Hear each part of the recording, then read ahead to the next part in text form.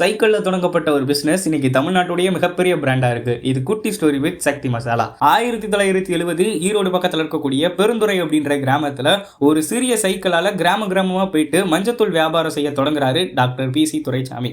அந்த ஆரம்ப கால கட்டத்துல அவருக்கு மிகப்பெரிய பலமா உறுதுணையா இருந்தது அவருடைய மனைவி டாக்டர் சாந்தி துரைசாமி.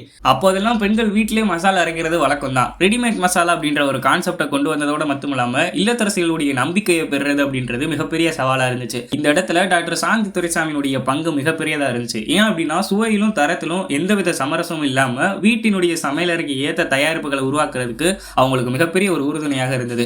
அன்னைக்கு தம்பதியாரா சேர்ந்து முன்னெடுத்த ஒரு சிறிய மஞ்சத்தூள் வியாபாரம் தான் இன்னைக்கு ஊறுகா, அப்பளம், ரெடிமேட் மிக்ஸ் அப்படின்னு மாவு வகைகள்னு ஒரு 50க்கும் மேற்பட்ட தயாரிப்புகளை உருவாக்கிட்டு இருக்காங்க.